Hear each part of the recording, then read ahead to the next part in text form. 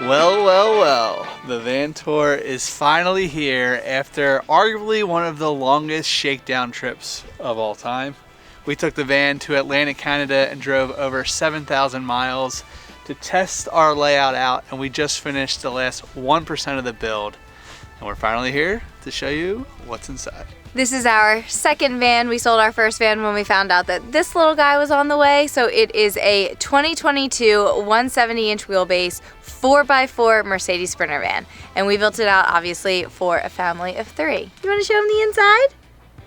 Do you want to? All right, first things first. We got double swivel seats so that now we can have a full front double swivel seat situation. Okay.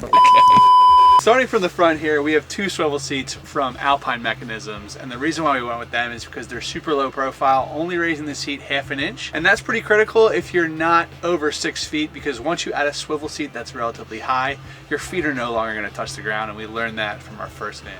So we're super stoked about them. And with the dual swivels, sorry, I'll let you keep seeing my face here, and both seats swiveled around, we have a nice little dinette area for 4 people with the table in the middle, which we'll show you in a second. We have 2 separate storage bins. Now that we have the little guy, he has his own separate area. So this is for his diapers, his blankets, things of that nature. And then this is kind of our storage unit, which we could throw basically a lot of stuff goes in there.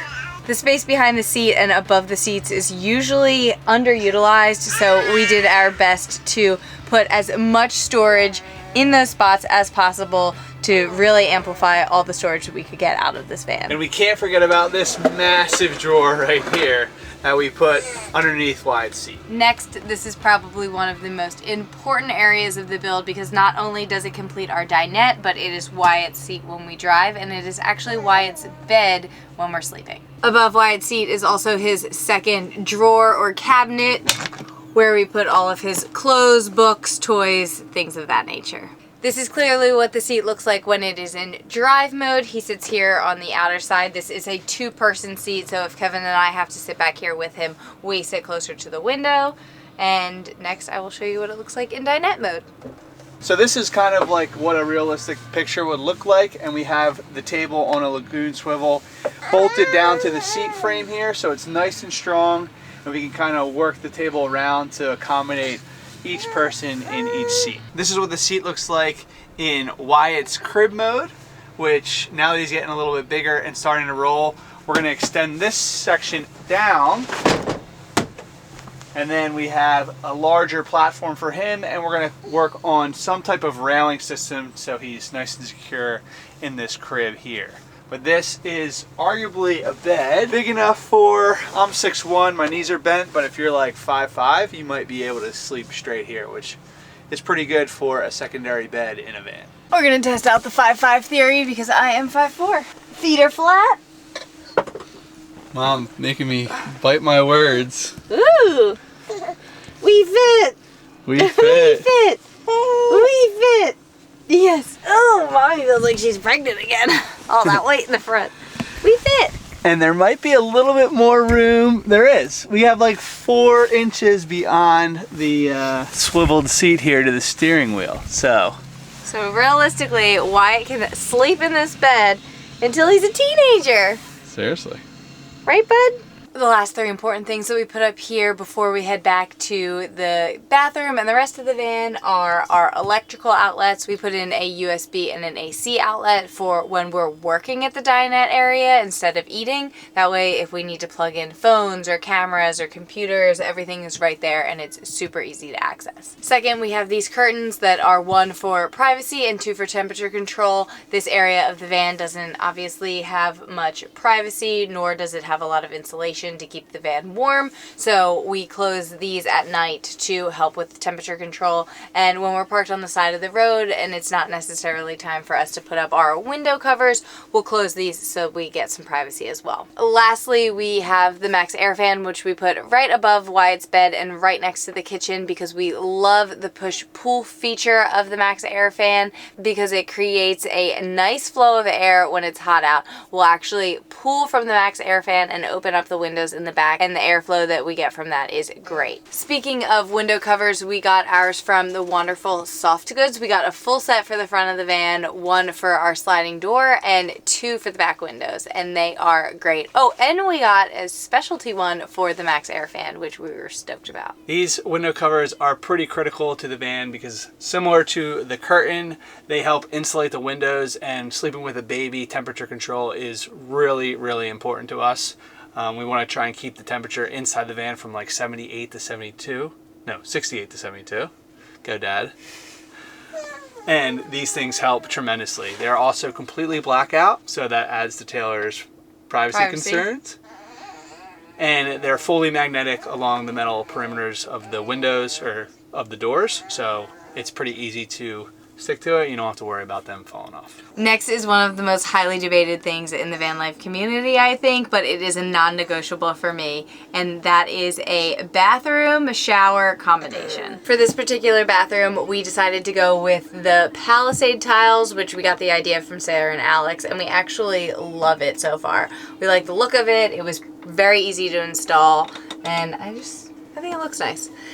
We went with a 1.5 gallon shower head to help save water, because everybody knows that saving water in the van is crucial, or you're just filling up every other day. And the good thing about this is it has an on-off switch right here, so you're not constantly turning the water on and off at your Mixer. Shower head mixer thing. For the ceiling of this bathroom, we decided to go cedar. 1, because we like the way it looks. 2, it smells nice. And 3,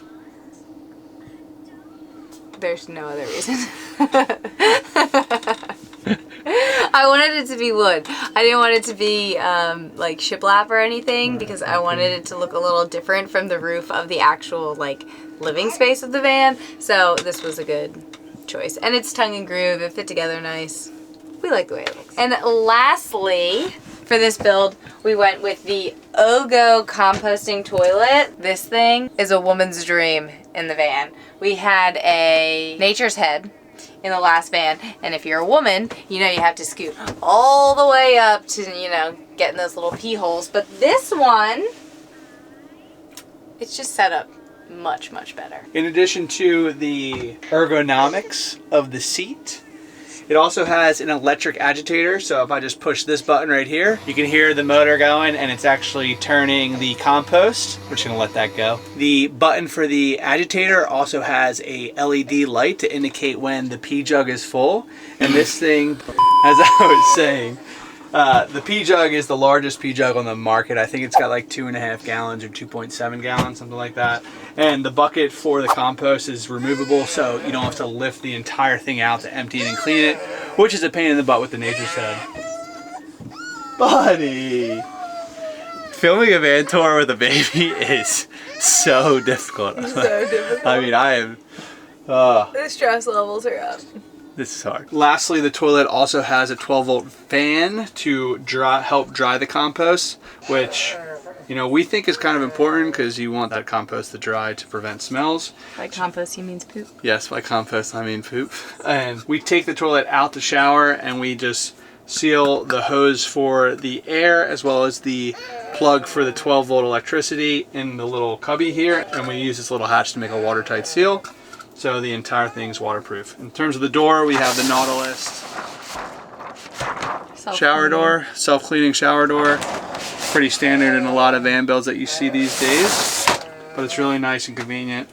Works good. We were iffy about doing the Nautilus shower door on this one, but we just love how compact it is, and this way we don't have a shower curtain kind of flowing all over. We don't have to wait for it to dry, all those kind of things. So nothing is worse than having a wet shower curtain touch your butt. I don't know what it is, but it's just, ugh. Drives me nuts. So if you're like Kevin and you hate a wet shower curtain touching your butt, Nautilus shower door is probably the way to go. Well, we are going to my parents' house in hopes that they will entertain this little guy for a little bit, because we're making no progress here. It's in the middle of December and we are running out of daylight. And we leave tomorrow for our trip, so we have to get this done today.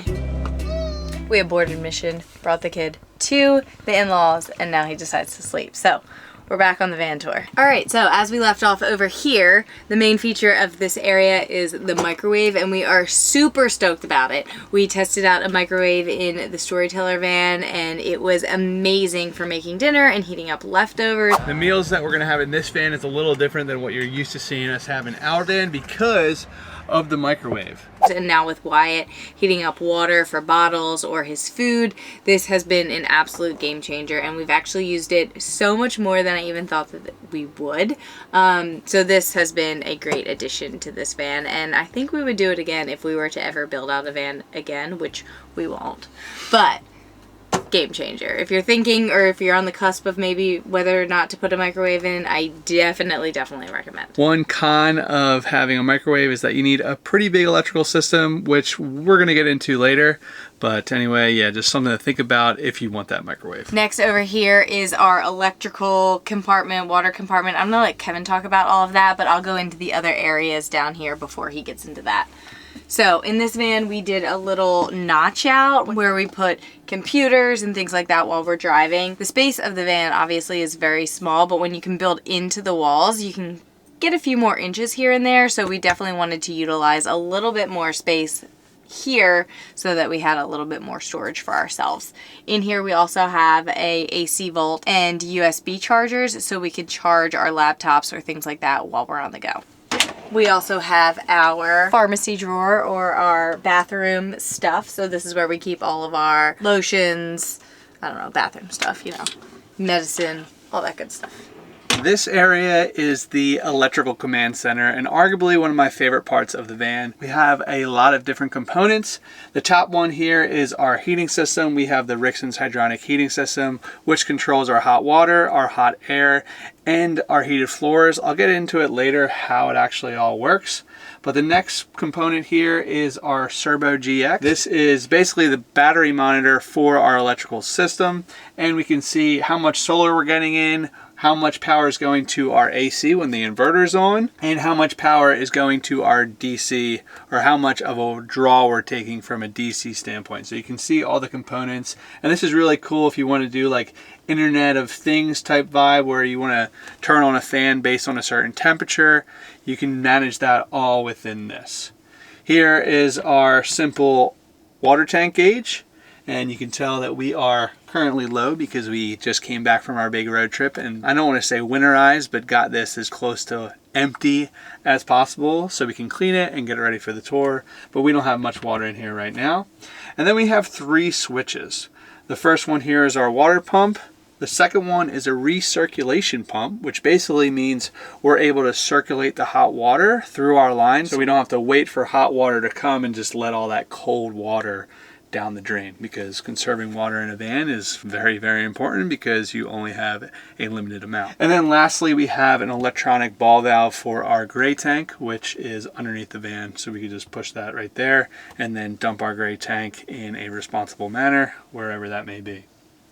You might, if you have a good eye, have to see 2 holes here, and that is our thermometer for our temperature gauge for the heating system. We had to move that over here because when we have hot water going into the shower, it kind of affects the thermostat reading, so we had to switch that over there. Welcome to our bedroom. In this van we decided to do a non-convertible bed, and I do not regret it at all. It is probably one of the best decisions that we made, because after converting Wyatt's bed at night, the last thing that we want to do is convert our own.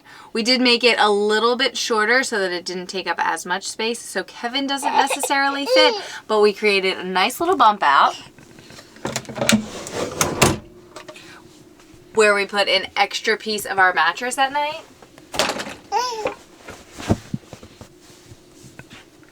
And then Kevin's feet have a nice place to go, and we are all happy. You're probably thinking, why not just sleep side to side and use some flares to extend the space? And we tested that out in the Storyteller, and we needed cabinets in the back of the van for storage. So we don't really like having cabinets right above our head, and we felt a little claustrophobic.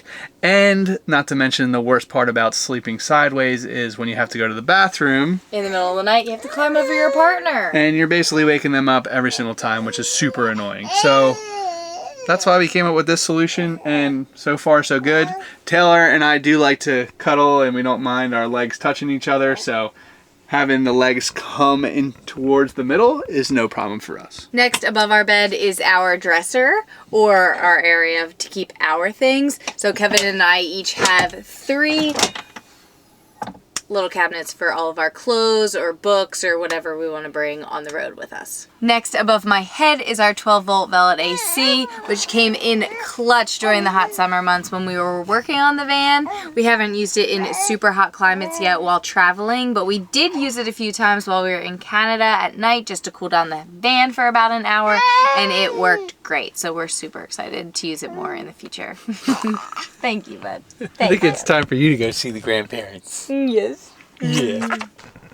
Hello. Hi, honey. Okay. Mama boy. Bye-bye. Where are you guys going? We're going to film the tour. There we go. All right, well, Love to stay and chat, but now that Wyatt is inside with the grandparents, hopefully we can slow this tour down a little and make it a little less stressful, because I'm not sure if you guys are as stressed watching it as we are making it.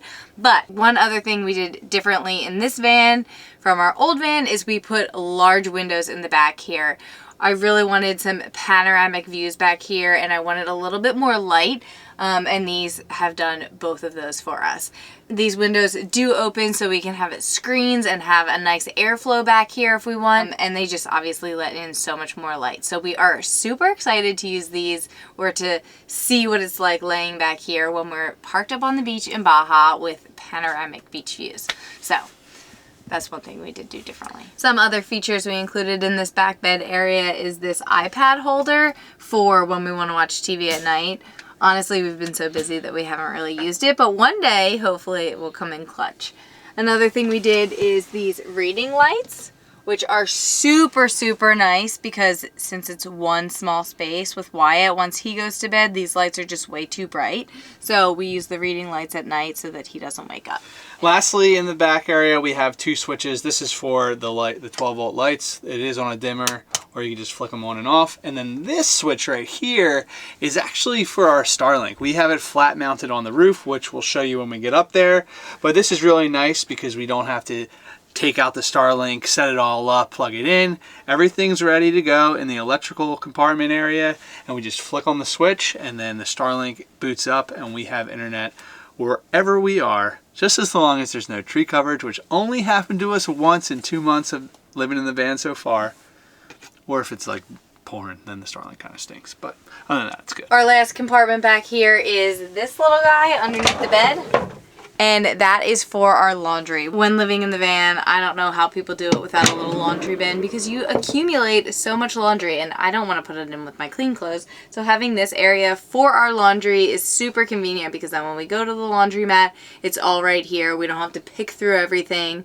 Everything's right here, ready to go. The last main section of the van here is the kitchen, and I had 3 main things that I really wanted in this. So I wanted a larger sink than last time, a permanent countertop stove, and a large refrigerator. And honestly, we were able to incorporate all 3 of those things and still have so much storage, which I was super happy about. This seat takes up a lot of space, and as you can tell, comes in past the middle of the van. So we had to incorporate this angled cut of the kitchen, making it pretty difficult with these drawers. I never created drawers on an angle before. It actually worked out pretty well. We're super stoked on how it turned out. But yeah, we are honestly still can't believe how much storage we have in this kitchen. In our last van, all of the bottom areas were cabinets, which honestly, you get a lot more space that way, but digging around in them is very, very difficult. So in this van, we did all drawers. So we have 3 drawers over here, which are super convenient. We have 1 cabinet just for trash and for our plumbing. We have 2 cabinets up here for kitchen stuff. 3 drawers right here for utensils and other things, and then 1 cabinet right here for snacks and all of that kind of stuff. For the stovetop, we use propane, and we actually just use those green little Coleman propane tanks, which we store right under here. In terms of water filtration, we actually drink out of our faucet because our water filtration system is connected to the cold water line right below here, and we use the Guzzle H2O Stealth filtration system, which is a 2-step filter with a carbon filter and a UV filter. So we basically kill 99.99% of bacteria, viruses, remove all those heavy metals from the water. Basically, it's safe to drink, and it's really small and compact that fits right underneath this sink here. Lastly, I wanted a tile backsplash, so we went with a compromise and we did peel and stick, and we added this nice little under cabinet light for when I'm cooking at night or anything like that, so that this area is much more bright, because without it, these cabinets just kind of block a lot of the light and then Creates a lot of shadows. yeah, it's just not good. So this is super convenient. Plus, when I give Wyatt a bath, this is great. In terms of bath, perfect segue. If you watched any of our Atlantic Canada vlogs, then you might have seen us giving Wyatt a bath, and this is basically a nice little travel setup. This isn't van specific, but it works for us. I'm not going to pull out the whole thing, but basically we fill it up with water here, give him a bath, and then just drain it down the sink. It's really nice, super compact, has a little thermometer, so we know we're not burning our boy, because our water gets hot, let me tell you, with our hydronic heating system. We are unfortunately running out of daylight, so we're going to do the exterior tomorrow. But I do want to touch on the paneling here for our doors, both the sliding door and the rear doors. We weren't sure what we wanted to do, but we wanted to utilize this space. And in our last van, we just kind of put beadboard, which looked great, honestly, but we didn't have any storage. So I found this company, Van Camp, and they actually make this for the Sprinter vans. I'm not sure if they make it for other vans, but it's super easy. It comes installed like this with the cubbies built in, and you just use these push connects to put it in place. And this is pretty cool. We didn't have this in Canada, but we just got these installed a few days ago, and I think they look pretty sweet. And we got 3 little extra storage bins there. We have 2 on the back doors at the top and then on the bottom as well. So if you're looking for paneling and a little bit of a storage option, check these guys out. All right, we'll wrap this up tomorrow. We'll wrap it up tomorrow. Appreciate you guys sticking around for this just Chaotic all over the place, van tour. chaotic van tour. Hopefully you're getting something out of it, because it is quite chaotic. Yeah, it's crazy. All right, welcome to day 2 of the van tour. I never thought a van tour video would take 2 days to film, but here we are. So there are 2 things here that I want to talk about before moving to the garage, which might be the obvious one. This big, beautiful bug screen, again, by the wonderful Soft Goods. This thing we just installed about a few days ago, actually. And let me show you what it looks like when I roll this thing down. How sweet is this? So this is going to be a game changer for Baja, or when we're in warm areas where we want to have the doors open. We don't want to worry about bugs getting into the van, but we want that cool breeze. We have this for the sliding door right here, as well as the rear doors, which I'll show you in a minute, but it's really sweet. You can just pull this and it connects magnetically right here. If I wasn't on an incline, it would just snap kind of like that, which is really sweet. Going back to storage in the van, we added a shoe cubby here, or whatever cubby you want to call it. It's really simple, it's just magnets that we snapped onto metal brackets here, and we made it flush with the trim, and it's good to go. So we wanted to capitalize on this additional space that is otherwise lost if you don't make a cubby here. You can never have enough storage in the van. Welcome to the garage. If you haven't realized it yet, we like a lot of storage in our van, because the way we travel with the hobbies that we do with surfing, snowboarding, we like to pack a lot of gear in our van or on it, which you'll see in a second. Like Taylor previously mentioned, we went with a platform bed and a high, nice big garage that's deep and goes all the way back. We had about 18 inches of height in our garage at the last van, and it was also about 6 feet deep, which worked great, but with traveling with a baby, we need a stroller, car seat, so it's really nice that we have this big, huge space in the back here. You might be wondering what's in the inside of each compartment here in the garage. And on the passenger side is the electrical compartment, and the driver's side is the entire plumbing system. So inside here is everything. I have an entire electrical video outlining this entire setup, so I'm not going to go into too much detail here, but we basically worked with Battleborn to build everything and design the entire system. So again, we got 2 270 amp hour lithium batteries by Battleborn.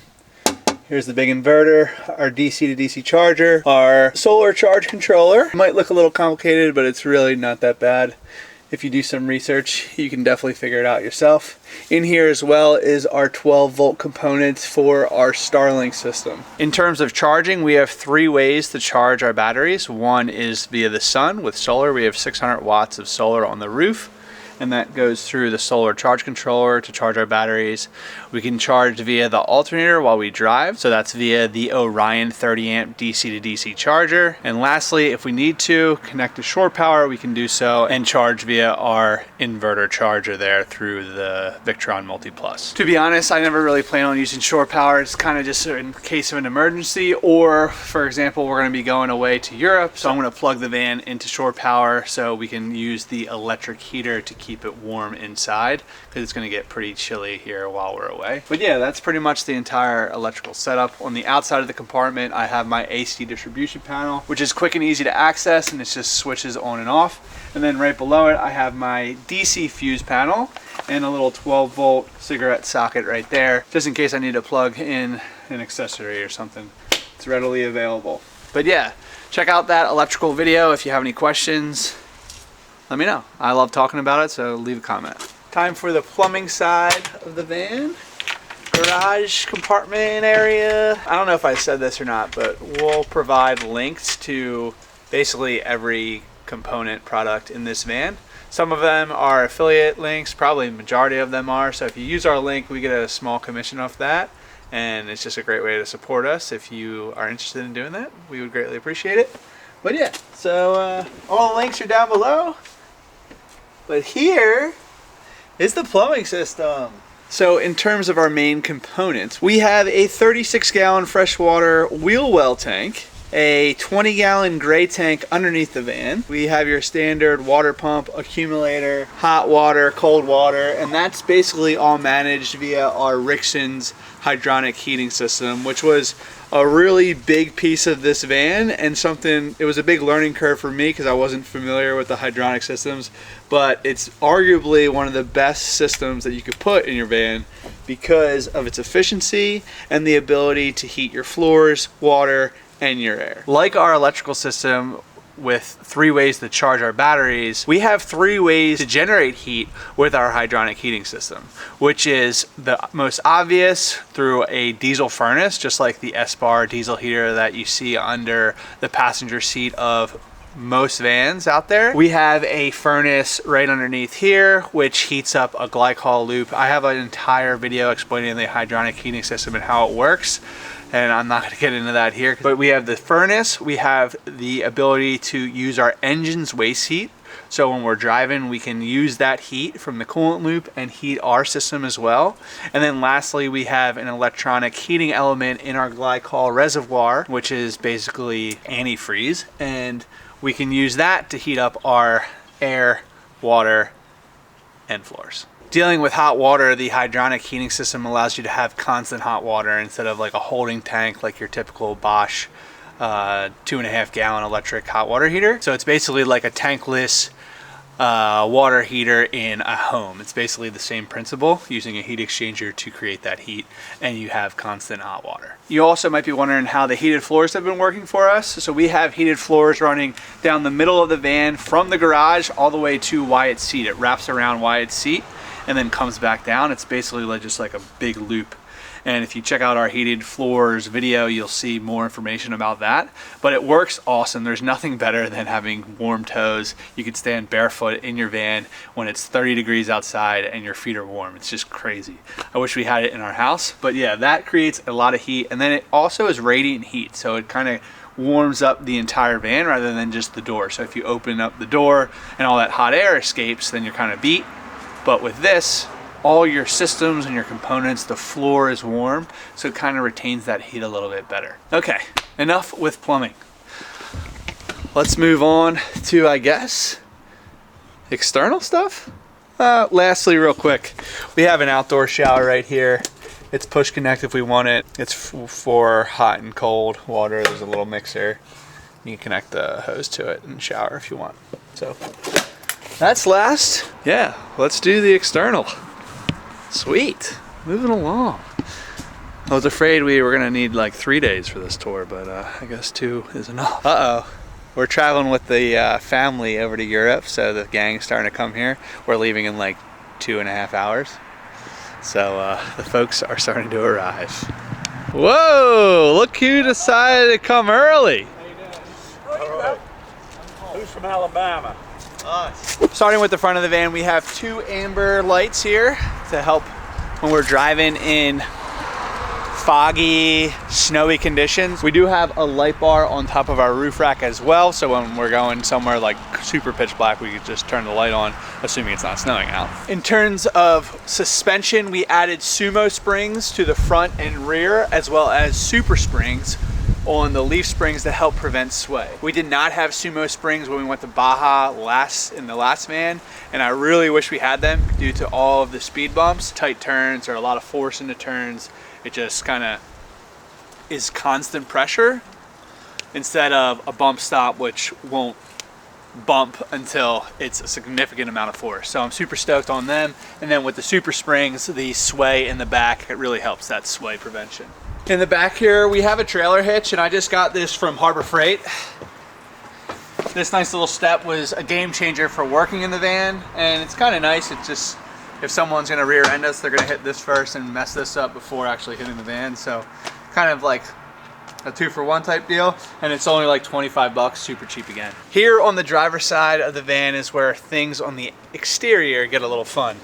We have a water fill, gravity fill inlet on the outside of the van. I hated opening the doors and filling from the inside, especially if it was raining or really cold outside. You're just letting all that hot air go out. So I opted for an outside water fill, which I heard is good and bad, because if you're in really, really cold temperatures and there's any water sitting inside here, it could freeze. So think about that if you're planning to install this. That hasn't happened to us, but we also haven't been on like a snowboard trip yet or anything like that. So just something to think about when you're building out your van. Next is our ladder, our surf hooks, and our surf pole, all from Orion Van Gear. And we have the Orion Stealth Rack on the roof as well. I was super stoked to partner with Orion because their stuff is completely DIY. You don't need a huge crane or forklift to get a giant one-piece roof rack mounted on the roof of your van. You can do it all yourself, and as you know, we are DIYers. We have the entire van build series. We've done literally everything in this van, so it was nice to work with a company that encourages DIY builds for the van. Now, before we get up on the roof, I do want to mention the 6 windows that we installed. So we have 4 big windows that you see here, and then 2 in the rear on the back doors, and we installed every one. This is probably the most intimidating project that you'll do on a van build, because it's one of the first things you do, and it's the first time you might cut into your van, or maybe the fan. But yeah, it could be a little intimidating, but it's really not that bad. You really want windows that open, because that's when the power of the fan helps cool your van. Man, that is a tongue twister. I really like these surf hooks because they fold inwards and you don't have to worry about them sticking out if you're not having a board on it. All right, have fun. Whoa. I'm out of here. Steer season, time to kill. All right, man. All right, welcome to the roof of the van. We had a roof deck on our last one and I absolutely loved it, and we had to get one on this van. It's a little windy up here, so I apologize for the noise, but starting from the back of the roof rack, we have our 12-volt Velvet AC, which is an 8,000 BTU unit, I believe. Then we have 4 150-watt walkable solar panels. I'm actually standing on the panels right now. And you might be wondering why one is different than the other 3. I had to replace it, and I'm gonna actually be replacing all 4 of these panels with Custom Marine's latest and greatest panels. We're doing a swap out, so I'm excited to get those on. If you're curious about the walkable panels and how they perform compared to rigid panels that you cannot walk on, if I'm giving you my truthful opinion, I think the rigid ones are more efficient because they're able to dissipate heat a lot more effectively. And the upgraded panels that I'm gonna get are thinner, and I'm getting a little bit of a spacer in between to help dissipate that heat and let them perform a little bit better. And as we walk a little bit further up the van, I guess to the front of the van, we have our flat mount Starlink, which has been working fantastic in Canada. We use it pretty much every day. We never turn it off. and it was just awesome. Then we have our max fan and then our deck panel on the side. If you're wondering whether or not I get these walkable solar panels again, the answer is yes, even though they're not as efficient as rigid panels. I just love the ability to get up onto the deck if I need to wipe snow off the panels, or if I just want to check the Starlink or the fan or do some work on the AC, replacing a filter, whatever it is. I like being able to walk up here and without, you know, having to worry about damaging my panels or slipping off the edge because I'm going around my panels. So I would get these again, but they aren't as efficient. Okay, I think that wraps up the van tour. It is really, really cold out, so I think I'm excited for it to be done.